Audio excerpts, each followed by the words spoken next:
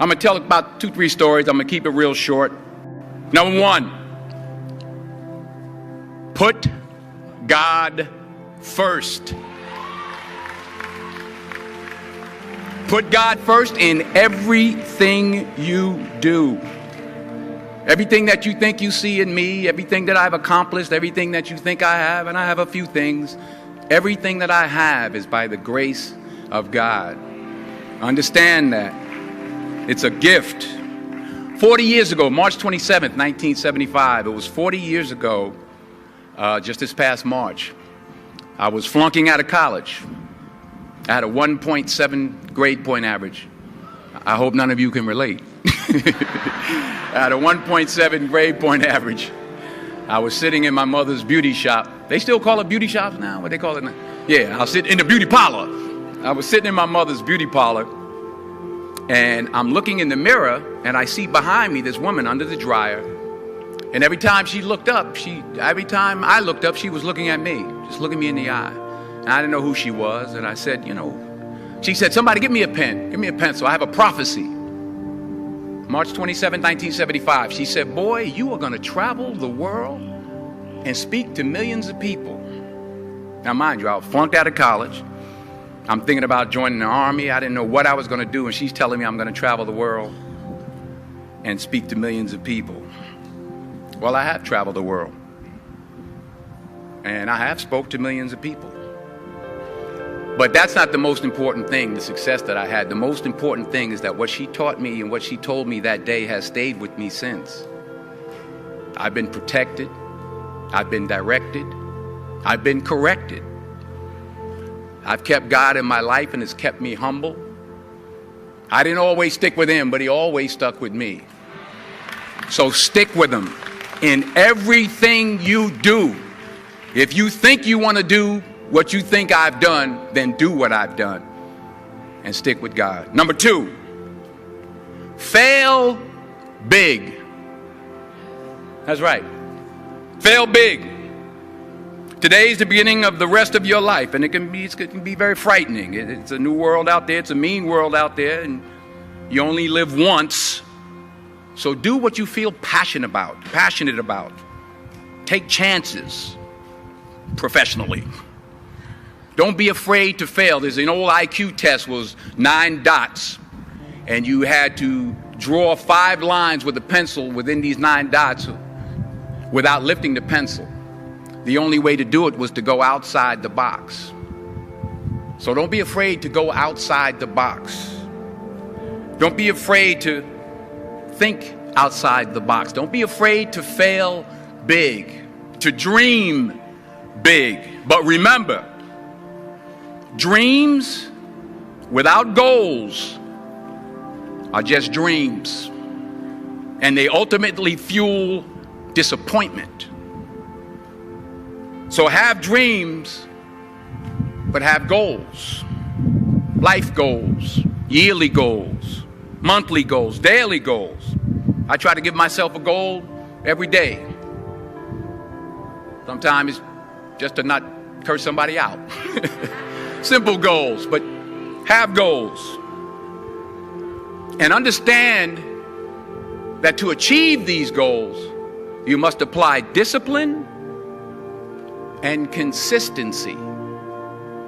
In order to achieve your goals, you must apply discipline, which you have already done, and consistency every day, not just on Tuesday and miss a few days. You have to work at it every day. You have to plan every day. You've heard the saying, we don't plan to fail, we fail to plan. Hard work works. Working really hard is what successful people do. And in this text, tweet, twerk world that you've grown up in, remember, just because you're doing a lot more doesn't mean you're getting a lot more done. Remember that. Just because you're doing a lot more doesn't mean you're getting a lot more done. Don't confuse movement with progress. My mother told me, she said, yeah, because you can run in place all the time and never get anywhere. So continue to strive, continue to have goals, continue to progress. Number 3, you'll never see a U-Haul behind a hearse. I'll say it again. You'll never see a U-Haul behind a hearse. I don't care how much money you make, you can't take it with you. The Egyptians tried it. They got robbed. That's all they got. You can't take it with you. And it's not how much you have. It's what you do with what you have. We all have different talents. Some of you will be doctors, some lawyers, some scientists, some educators, some nurses, some teachers. Yeah, okay. Some preachers. The most selfish thing you can do in this world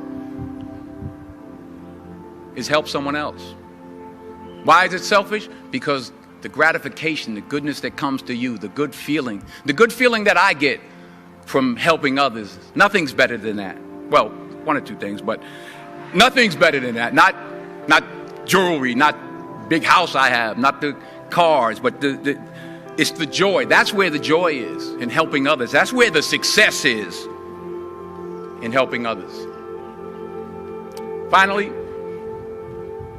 I pray that you put your slippers way under the bed tonight, so that when you wake up in the morning, you have to get on your knees to reach them.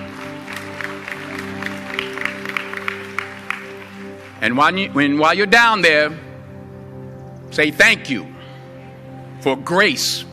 Thank you for mercy. Thank you for understanding. Thank you for wisdom. Thank you for parents. Thank you for love. Thank you for kindness. Thank you for humility. Thank you for peace. Thank you for prosperity. Say thank you in advance for what's already.